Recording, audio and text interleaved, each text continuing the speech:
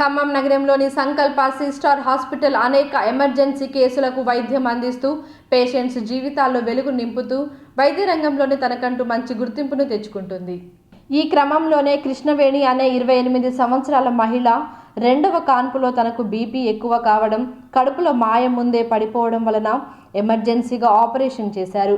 Operation తర్వాత పేషెంట్కి కణాలు పడిపోవడం, డిప్రెషన్లోకి వెళ్లడం వలన సత్తుపల్లి నుండి ఖమ్మంలోని సంకల్ప సిస్టర్ హాస్పిటల్కి తీసుకొచ్చారు.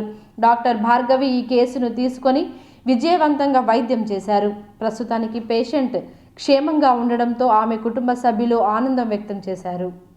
నమస్తే అండి, నా పేరు హరికృష్ణ. మా మిసెస్ కృష్ణవేణి. మాది ఖమ్మం జిల్లా సత్తుపల్లి మండలం సిద్ధారం గ్రామం. సో తను ఇప్పుడు ప్రెగ్నెంట్ అయితే సడన్గా కొంచెం బీపీ లెవెల్స్ ఎక్కువ ఉండటం వల్ల సడన్గా సత్తుపల్లి ప్రైవేట్ హాస్పిటల్లో ఇమ్మడి ప్రసాద్ గారి హాస్పిటల్లో మేము ట్రీట్ చేయించుకుంటున్నాం. సో సాటర్డే రోజు అక్కడ తనకి సిజేరియన్ చేశారు. సిజేరియన్ చేసిన తర్వాత తనకు కొంచెం బ్లడ్ లెవెల్స్ కొంచెం తక్కువ అవటం, బీపీ లెవెల్స్ కొంచెం ఎక్కువ అవటం, యూరిన్ కూడా కొంచెం సరిగ్గా నడకపోవడంతో ఇమ్మడి ప్రసాద్ గారు ఇక్కడ భార్గవి మేడంని కన్సల్ట్ చేసి ఈ కేసు గురించి మొత్తం చెప్పారు భార్గవి మేడంకి.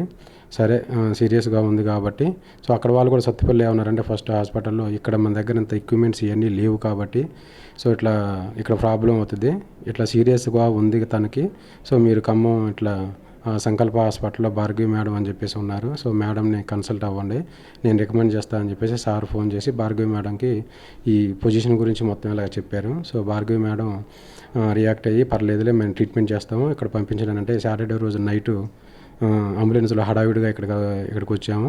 సో మేడం తను చూసి ఈ పొజిషన్ చూసి కొంచెం క్రిటికల్గానే ఉందమ్మా, కొంచెం కండిషన్ అయితే కొంచెం నమ్మశక్యంగా లేదు, సో మీ హోప్ అంతా మంచిగా అనుకుంటే చేద్దాం అని చెప్పి లేదంటే హైదరాబాద్ పంపిద్దాం మీ ఇష్టం అని చెప్పేసి అన్నారు. లేదు మేడం మీరే చేయండి ఎట్లాగట్లా ఇక్కడే మేము ట్రీట్మెంట్ చేయించుకుంటామని చెప్పి సో సాటర్డే రోజు నైట్ ఇక్కడ అడ్మిట్ అయ్యాము. ఒక 4 days ఐసీయూలో ఉంచిన తర్వాత తను ఇదిగోని చూడండి, మీరే చూస్తున్నారు కాబట్టి కొంచెం రికవరీ అయింది. సో ఫస్ట్ వచ్చిన రోజు మేము అసలు నమ్మశక్యం కాలేదు తను మాకు దగ్గుతుందని, కానీ మేడం 24 hours తనతోనే ఉండి తనని నార్మల్ స్టేజ్కి తీసుకొచ్చారు. సో మేము హాస్పిటల్కి కానీ స్టాఫ్కి కానీ మేడం కానీ మా యొక్క ధన్యవాదాలు మేము చెప్పుకుంటున్నాము. అలాగే ఇక్కడ పనిచేసిన స్టాఫ్ కానీ సిబ్బంది కానీ అందరూ మాకు కేర్ఫుల్గా ఉంటాం. అలాగే మేడం గారు కూడా చక్కగా మాకు మంచి భరోసా ఇచ్చి ఏం కాదని మా ఫ్యామిలీ మెంబర్ లాగా మాతో ఉండి ప్రతిదీ చక్కగా మమ్మల్ని చూసుకున్నారు. సో ఈరోజు అంతా ఫైనల్గా తను మా చేతికి వచ్చింది, మేము చాలా హ్యాపీగా ఉన్నాం. హాస్పిటల్ సిబ్బంది కానీ మేడం కానీ స్టాఫ్కి కానీ అందరికీ ధన్యవాదాలు.